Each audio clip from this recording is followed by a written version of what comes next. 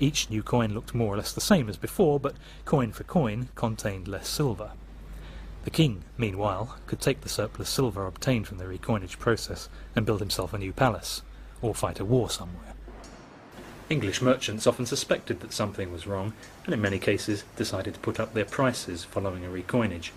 What they were selling their goods for was a weight of silver, so if each new coin contained less silver than before, then they'd rightly ask for more coins in payment. By the year 1666 in England, the kings had debased the coinage so much that 240 pennies no longer contained anywhere near £1 in weight of silver. £1 had become the name of the unit of currency, a token of value, no longer a description of its weight in silver.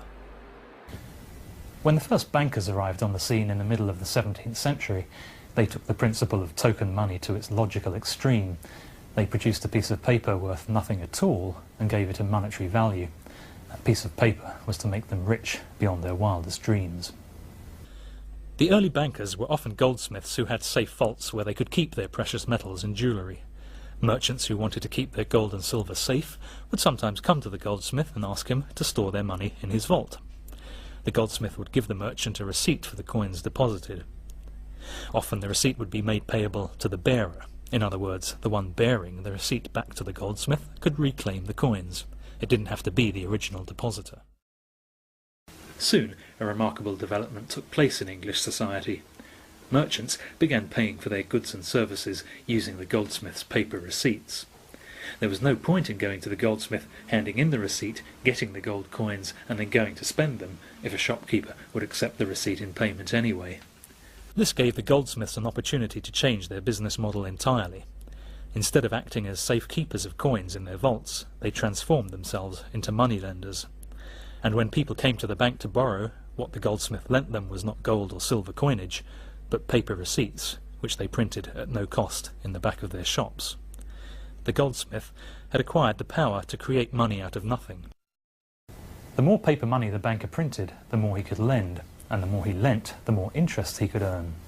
It was therefore natural for banks to create and lend as much money as possible. But as they did so, prices throughout the economy began to rise.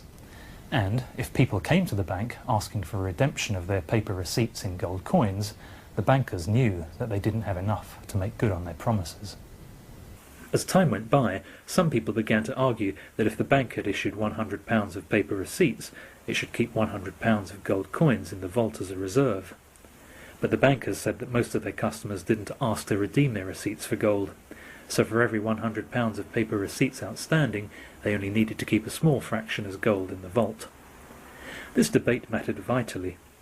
With a fractional reserve of 20%, for example, the bank could take a deposit of £100 in gold coins, issue £100 worth of receipts to the depositor, and then create another £400 worth of receipts for lending to borrowers. A total of £500 of paper money would have been created, but there would only be £100 of gold coins in the bank vault. In 1844, Robert Peel passed the Bank Charter Act with the aim of preventing banks from creating paper money in excess of their gold reserves. However, the banks were one step ahead of the game. As soon as the act was passed, they adopted a new system of money creation, the cheque and account system. Imagine there's just one bank in the economy with two customers who open a new account. They both start with a zero balance on their accounts and the bank issues them with a chequebook. Let's say customer A buys a watch from customer B for £100 and writes a cheque in payment. Customer B deposits the cheque in the bank, and now the bank credits customer B with £100 and debits customer A by the same amount. £100 of new money has appeared out of nothing in B's account, and A is in overdraft by an equal amount. Here we can clearly see that for every unit of money created by the bank, an equal amount of debt comes into existence. Notice also that if A repays the debt by depositing a cheque drawn on customer B, then money is destroyed.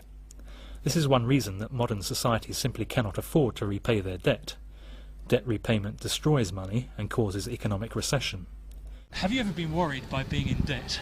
Yes, a lot of times. Having just graduated university, high levels of student debt. Yeah, very worried. Have you ever worried about being in debt? Yes, I have worried about being in debt, often. How does it worry you? It worries me because I'm concerned that I can't feed my family, I can't pay my mortgage. It's just a general level of stress. Have you ever been worried by being in debt? Yes, I How have does it occasionally.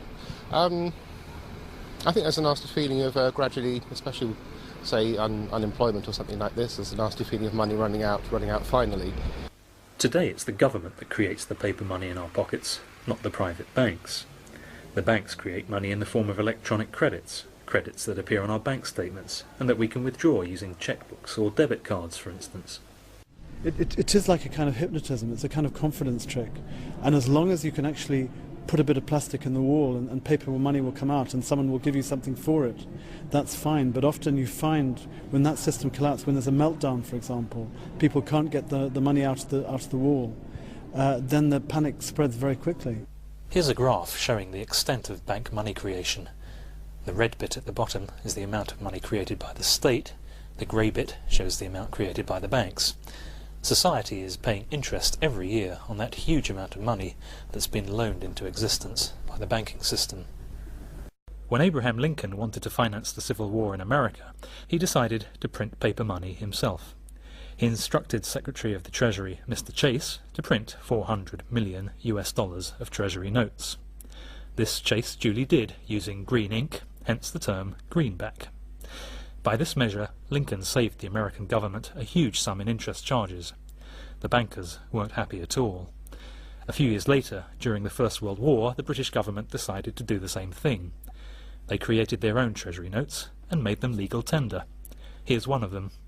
Notice it's issued by the Treasury on behalf of the government, not by the Bank of England.